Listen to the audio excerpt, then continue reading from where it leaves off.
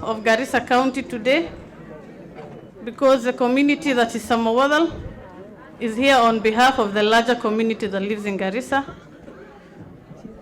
My plea, my request is that we unite beyond tribes, and we take my particular request of running for the seat of 2027, the woman representative seat, not to Samawadal alone, not to Awudah, not to Aulihan, not to all other communities, but to the residents of Garissa County, because we live among many people.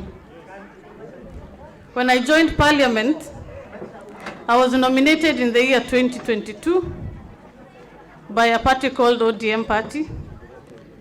I was nominated courtesy of Honorable Raila Odinga, Prime Minister of Kenya, and the longest-serving opposition leader. He mentored me, he held my hand. When he gave me this job, he did not ask which clan I come from. He did not ask who is her father. He did not ask who is her mother. He only appointed me based on competence. Many people believe that for you to get into the nominated seats, you have to be somebody's girlfriend or somebody's rich child for them to get nominated. Mimi baba yangu si tajiri, si ndio? Alikuwa tu mwalimu. I was raised on the paycheck of TSC. I was able to convince the party leader to support me. He came to Garissa to launch the Azimio campaign in 2021. In that meeting, the youth accepted me to represent them. Honorable Raila, after my speech, asked me to join him as part of his staff, where I served in the Azimio campaign secretariat as a communication team, and we were able to deliver the presidency, only that the servers were not opened. After that, I joined Parliament as one of the youngest members of Parliament. I was able to pick on 3 key issues, because a member of Parliament without an agenda, and if you are never recorded on the Hansard, it's like you had never stepped foot in the House. I ran with 3 issues. Before I joined politics, I ran an NGO, which I formed alongside youth from the year 2015, as soon as I finished high school. And I resigned officially after I joined politics because NGOs are non-partisan. I resigned in 2021. Over that period, I was able to fundraise millions of money to be able to support education of young girls. I've sponsored at least 50 girls before I joined politics. I was a big proponent on human rights. I advocated for the rights of every young person. The issues of IDs I raised before I joined politics. So when I joined politics, I had already had a blueprint from what I wanted to do if I joined politics. My vision was to join politics, at least when I retire. But my ambitions came to be fulfilled a bit earlier. In my first attempt, I was able to join national politics and came in as a member of Parliament. And I'm running on 3 key things. When I came to the House, I said, nobody will go missing and become a footnote anymore.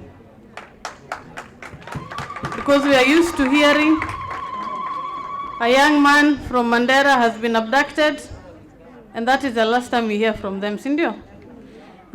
So you remember the shallow graves in Mandera. You remember that time It's a history in our country where young people were found dead, bundled in graves in Mandera County. And that was, the atrocities were committed by the previous regime. It really pained me, but I did not have the public voice to speak up for them. You remember the bodies in Tana River, where young people were thrown. I get a bit emotional. I saw them. I saw them here in River Tana.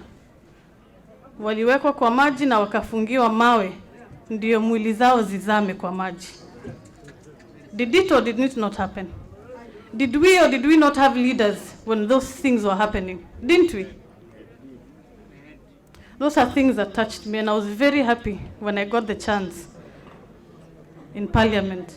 Many people, when they join politics, the first thing they think of is making money. I have my entire career, inshallah, Allah will give me a long life, to make money. Politics will not be the route that I will enrich myself. I earn a salary of 700,000. I have never gone for a contract. Even when I have the capacity, I make the laws. I am able to ask for that.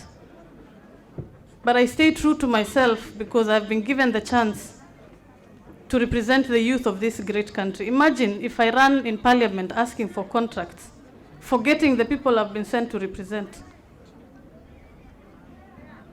I have my entire life to make money, and I will not make money in politics. Besides my salary, I will not stick to anything else. And if I run for office, you will make a contribution, all of you. Si mutachanga pesa?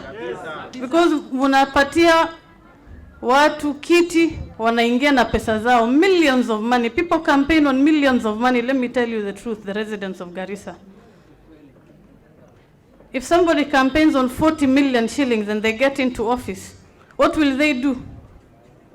They will want to recover that money within the first year of staying in office. Ukweli urongo? Mtu akichaguliwa na pesa milioni 50, atafanya nini akipata hiyo kiti? Atakukumbuka wewe? Atakumbuka nani? Pesa yake yenye alitumia, si ndio? Na muhimu kabisa, mimi ni msichana Muislamu. I can die any minute. If I amass all that amount of money, si nitakufa tu. Nitapeleka wapi? I have no hurry. My interest is to be a voice of the people. And I've come through Samawodal today because you will be the ones to submit my agenda to the larger communities in Garissa County, far and beyond the Ogadens. My plea is that you're able to support my ambition. Do not look at me based on my age, because mimi hata sijafika miaka 30. Ukisema hii ni msichana mdogo, wacha akae chini, nitaenda wapi na nimeanza kazi kutoka juu? Huh? Do not look at me based on who or where I'm married from, because that is a conversation that is there. Do not look at me based on whose child am I. Look at me as a leader who is able to represent your agendas, because lawmaking is a space for the people. All of you cannot sit in Parliament. Only one person can sit in Parliament to represent us. I ask you to support me in my bid so that I become your voice in the House, so that I do not disappoint you, inshallah. And I'm not talking to you as Samawadal, because nyinyi mushanipea mkono, si ndio? I am asking you to reach far and beyond to every resident of Garissa County. On the issues of abduction, I have done my bit and I will continue. There are many young boys who are abducted and some that are missing. I will continue to speak for them. On the issues of IDs, in 2021, when I was given the platform by my party leader, I said we have a challenge with vetting and passports and IDs. We are vetted. Who is your father? Where do you come from? Unauliza mtu ameishi Garissa 3rd, 4th generation, where do you come from? On the floor of the House, I have raised that issue many times and I've said, let us be treated as equals. We are no longer guests in this country as a Somali community, and as a nomadic community, and as a pastoral community. And I'm very grateful to H.E. Ruto, His Excellency, for removing the vetting and opening the passport office. Every time I rose on the floor, I asked for the passport office to be reopened and the vetting to be removed. And when he came in February, he made a declaration in Wajir and he said, I have removed those two. I was very happy because I felt my voice was heard. That is the work of a representative. And I will continue to do that and very much more. We are headed in a generation where corruption will end, tribalism will end. In 2010, during the promulgation of the Constitution, we were given the voice of the ballot, and from the time we achieved multipartism, we were able to send who can represent us in the House. What we are currently experiencing as a country is to have institutional